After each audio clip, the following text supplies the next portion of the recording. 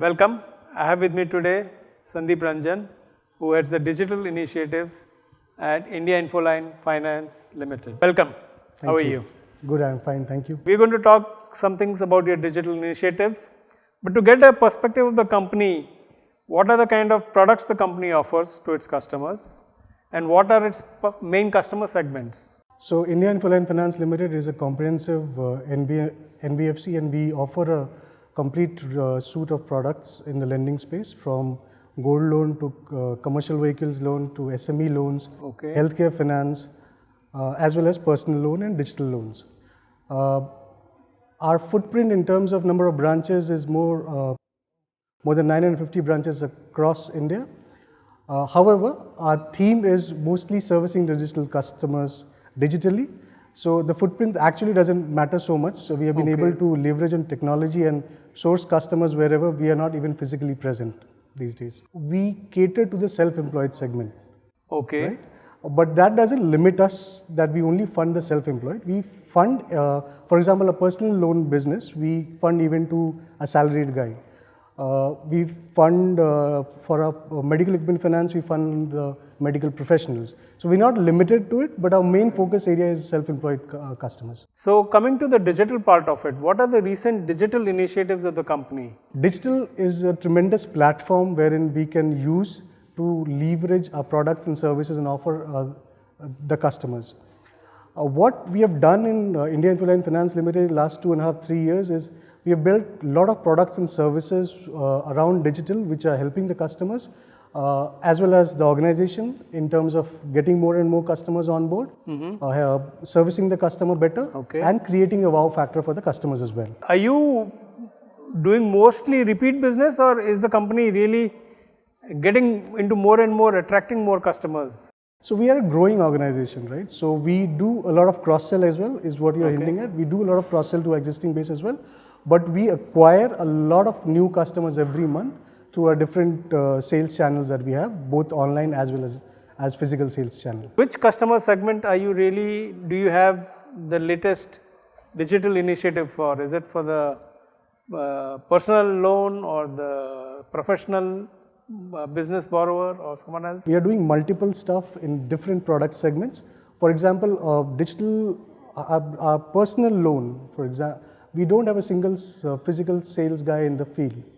We source the customers digitally and we disburse the loan also in digital mode. If the customers are able to give us documentation, etc. online, there's actually nothing except for the NACH that is required in some of the cases that the customer needs to physically sign. Our gold loan business, for example, we have done a lot of digitization on the gold loan product and processes. We are able to disburse a gold loan in less than 25 minutes in our branches, and we have completely digitized.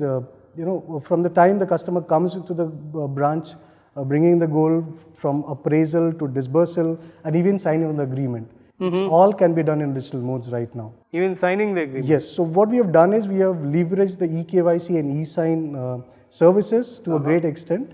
But we have done it for all businesses. For example, a commercial vehicle business, we source customers using a tablet-based application where the sales executive actually goes out to the field, completes all the enrollment process, decisioning is done on real time, as well as we have given tablets for collection agents.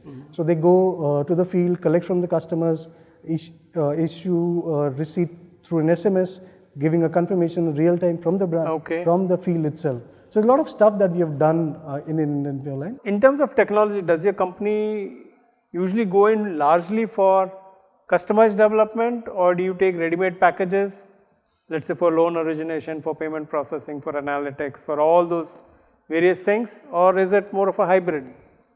It has to be hybrid, right? So essentially we have got a big team of technology in our company itself, where we have developed all these capabilities over the years.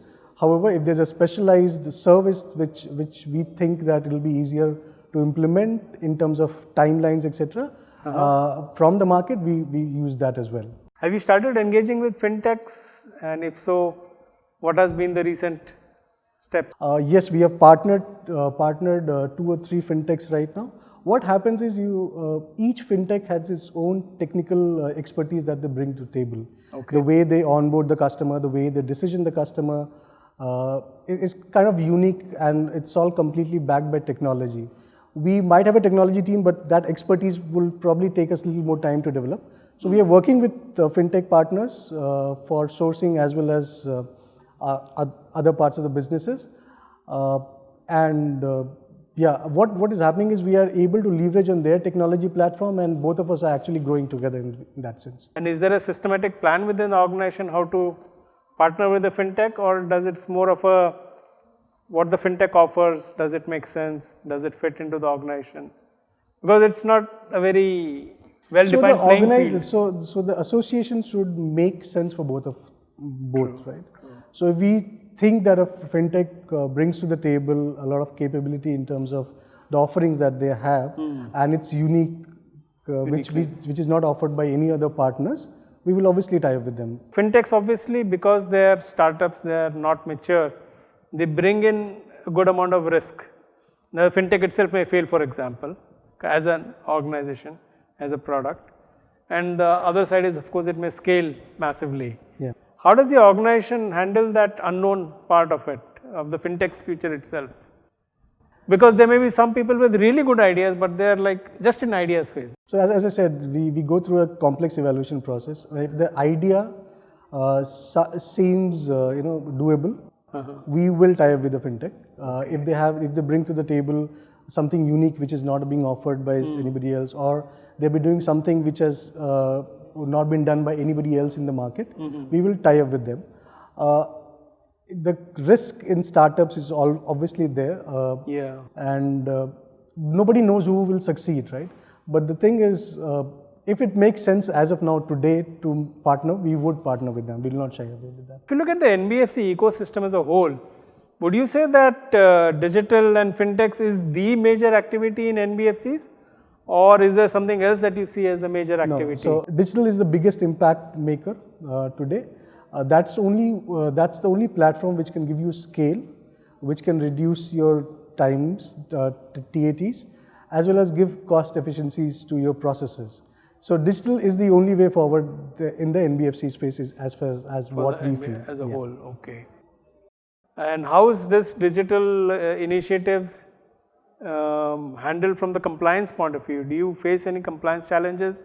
Are you getting into sandbox kind of setups to test out some initiatives? So the two parts to it, right? Testing obviously is being done, and compliance, we are very rigid on compliance standards. We don't want to be entering into a space where we are in breach of any compliance norms that we operate in. So that's non-negotiable that way. Breach of compliance is non-negotiable. Yes, we do obviously a lot of testing before we actually roll it out to the market.